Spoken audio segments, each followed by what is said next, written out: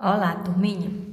Nas páginas 100 e 101 da apostila de geografia de vocês, vem mostrando para nós hoje tradições e histórias de dois bairros. O primeiro dele é Vila Isabel, que fica lá no Rio de Janeiro.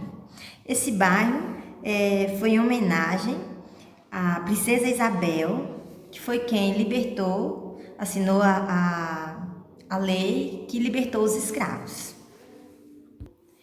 Antes, o local era uma fazenda e nessa área era uma área de plantação de cana-de-açúcar. A organização das ruas e do bairro é muito antiga e esse foi o primeiro bairro planejado do Rio de Janeiro. E ele também foi o primeiro a ter um zoológico e recebeu como os moradores compositores e poetas famosos. É possível observar desenhos de partituras das músicas dos compositores feitos em forma de mosaico.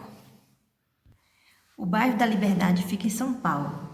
Lá se concentra a maior população japonesa do mundo, fora do Japão.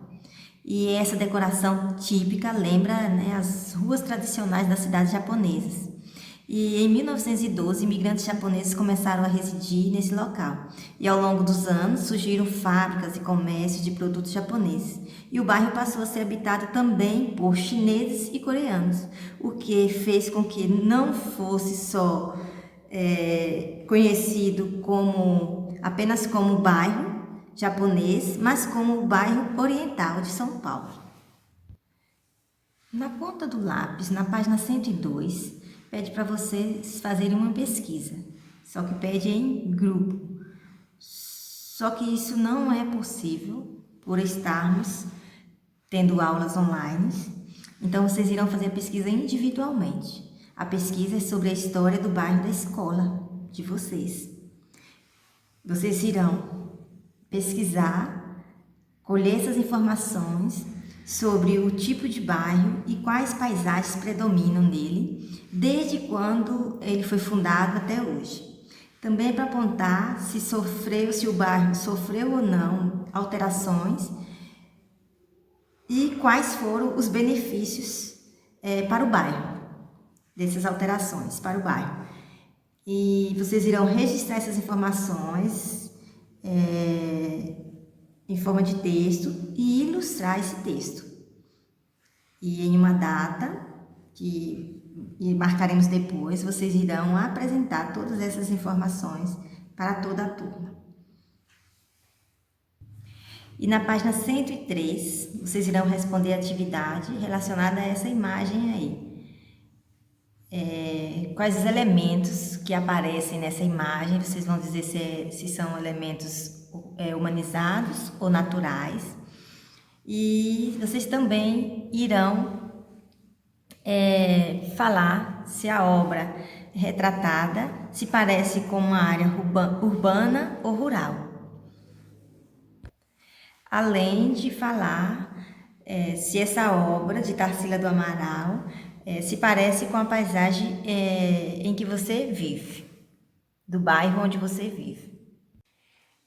As paisagens humanizadas são aquelas criadas pela ação humana. As paisagens naturais são aquelas que ainda não foram humanizadas ou pouco receberam interferência das atividades humanas. Na página 104, nós temos aí a imagem de um carteiro. O carteiro é um profissional que presta serviço de entregar em todos os lugares a correspondência e as encomendas das pessoas. Ele usa o nome do bairro, da rua e uma numeração indicada do imóvel para identificar o local de entrega das correspondências. O nome da rua, do bairro e o número do imóvel, tudo isso é chamado de endereço. Além do nome da rua, do endereço completo, o nome da rua, do bairro, o número da casa ou do apartamento, do prédio, é necessário que tenha um código de endereçamento postal, que é o chamado CEP. O CEP é uma sequência de 8 números criados para ajudar a localizar os endereços. Os pontos de referência também podem ser utilizados para ajudar a localizar um endereço. Eles são elementos que ficam próximos ao local em que se deseja encontrar, como por exemplo ruas, construções e praças. O ponto de referência precisa ser bem conhecido e de fácil localização. Mas e quando não tem rua? Mesmo assim, essas cartas são entregues, essas encomendas também são entregues, porque o serviço de correio é garantido por lei. A imagem mostra 2 locais isolados, mas mesmo assim, como em localidades de difícil acesso, o serviço de entrega de correspondência é um pouco diferente. Em lugares em que as vias públicas não são necessariamente vias terrestres, mas fluviais, ou seja, referente às águas dos rios.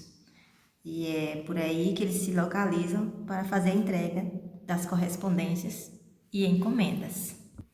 Observe a imagem para responder às questões 5 e 6 na página 106. Identificando e escrevendo um ponto de referência encontrado na rua João e Maria. E as questões 7 e 8, vocês irão escrever o endereço da escola e apresentar um ponto de referência, ou seja, um local que fica perto da escola.